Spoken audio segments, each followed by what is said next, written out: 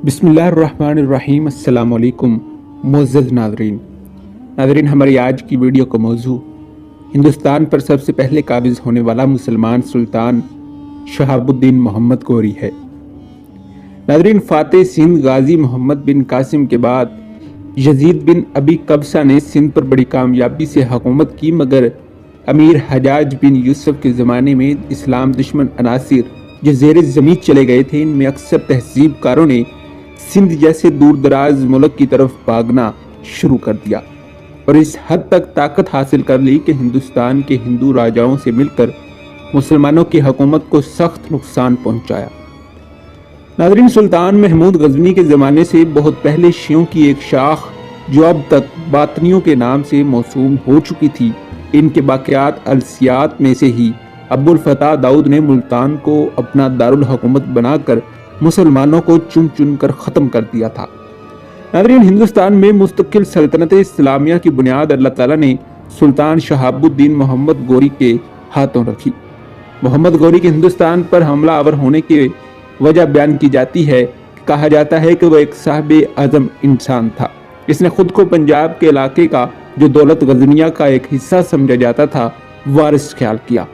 अलावा बरी तहफ़्फ़ुज़ मुमलकत भी मुक्तज़ी था कि वो पंजाब के वाली खुसरो मुल्क को और मुल्तान के करामतियों को शिकस्त दे।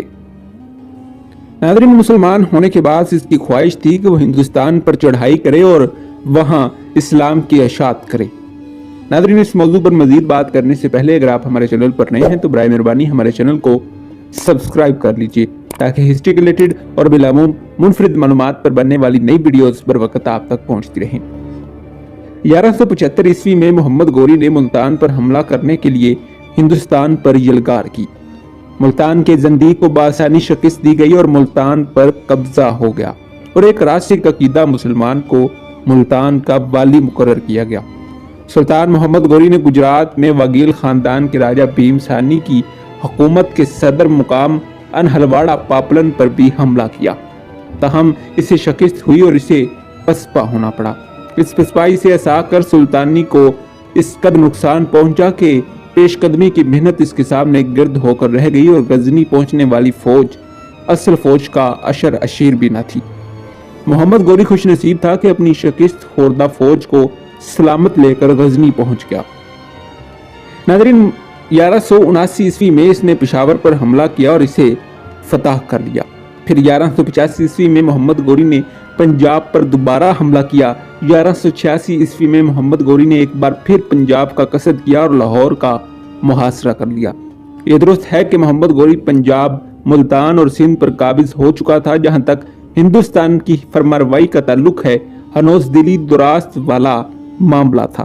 पृथ्वीराज चौहान, राय पथौरा और दिल्ली और अजमेर के राजाओं ने तय किया कि वो मोहम्मद गोरी की पेशकदमी में मुजाहम होंगे। चुनाचा पृथ्वीराज ने मोहम्मद गोरी के खिलाफ लश्कर कशी की। 1191 ईस्वी में तनासीर से जो 14 मील के फासले पर तराइन के मुकाम पर दोनों लश्करों की मुठभेड़ हुई। मोहम्मद गोरी के बाजू पर गहरा जख्म आया। इस जख्म की ताब ना लाकर सुल्तान पलटा और इसका खून थमने का नाम ही ना लेता था। इसकी कुव्वत जवाब देने लगी और करीब था कि वो घोड़े की पीठ से गिर जाता। एन इसी वक्त एक खिलजी सिपाही ने सुल्तान को सहारा दिया और इसे मैदान का अर्जार से बसलामत निकाल ले गया। मुसलमान फौज मुख्तलिफ सिमतों में मुंतशिर हो गई। 40 मील तक इसका ताक़ुब किया गया। इसके बाद इसका ताक़ुब ख़त्म किया गया। मोहम्मद गोरी गजनी लौट गया। वो मोहम्मद गोरी गजनी पहुंचा तो इसने इन तमाम सरदारों और सिपाहियों को कड़ी सजाएं दी जो मैदान जंग से भाग निकले थे। इनको सरेआम बेइज्जती की गई और इन्हें शहर में फिरा फिरा कर जलील किया गया। थिराइन में बजीमत उठाने के बाद मोहम्मद गोरी सोता तो बेचैन रहता और जागदा तो सरापा इस्तराप रहता। बाज़ मौरखीन के कौल के मुताबिक वो इस अरसे में ना हरम गया और ना चारपाई पर सोया था। नाज़रीन, भागने वाले तमाम चीदा सरदारों के मुंह पर भौसे भरे थोबड़े चढ़ाकर इन्हें शहर में घुमाया गया। आखिर एक सर्दो गर्म चशीदा बुजुर्ग ने कहा कि इन्हें माफ कीजिए और इनकी हौसला अफजाई कीजिए। सुल्तान मोहम्मद गोरी ने इस बुजुर्ग के मशवरे पर अमल करके सबको माफ कर दिया और इसको अपने अपने ओहदों पर बहाल कर दिया। 1192 ईस्वी में इसने गजनी से कूच किया और जलगार करता हुआ थराइन के करीब डेरे डाल दिए। घुमसान का रन पड़ा। पृथ्वीराज की कमान में कमोबेश 150 शहजादे मसरूफ पैकार थे। मोहम्मद गौरी ने 12,000 घुड़सवार की मदद से हिंदुओं की फौजों पर जान पर खेलकर जलगार कर दी और हिंदुओं के लश्कर में मौत और तबाही के भगोले नाचने लगे। गोंद राय ने मैदान जंग में जान हार दी। खांडा राय ने, जिसने 1191 ईस्वी में सुल्तान को मैदान जंग में जख्मी किया था, वो भी मारा गया। पृथ्वीराज का दिल टूट गया। अपने हाथी से उतरा और भागने की कोशिश की, मगर मौजा सरसोसी के करीब गिरफ्तार हो गया। नाजरीन, थराइन की दूसरी लड़ाई हिंदुस्तान की तारीख में एक अहद आफरीन वाक़े की हैसियत रखती है। इससे मोहम्मद गौरी की हिंदुस्तानी रियासतों पर कतई कामयाबी यकीनी हो गई। नाज़रीन, इसका ये नतीजा निकला कि मुसलमान इस काबिल हो गए कि सरसोती, सहाना, कहराम और बांसी पर बहुत ज्यादा दुश्वारी उठाए बगैर काबिज हो गए। पृथ्वीराज के एक बेटे को अजमेर का वाली मुकर्रर किया गया और इसने खराज देना मंजूर कर लिया। हिंदुस्तानी मकबूजात को कुतुबुद्दीन की अलमबरदारी में छोड़कर सुल्तान गजनी लौट गया। मुख्तसर से अरसे में कुतुबुद्दीन ऐबक ने मेरठ, कौल और दिल्ली को फतह कर लिया। 1194 ईस्वी में सुल्तान मोहम्मद गौरी ने कनूज पर लश्कर कशी की और राठौड़ हुक्मरान ने भी चौहान राजा की तरह शिकस्त खाई। जब दोनों लश्कर मुकाबले में आए तो घुमसान का रन पड़ा। कुफार अपने लश्कर की कसरत और मुसलमान अपनी आली हौसलगी के बास मैदान में जमे रहे।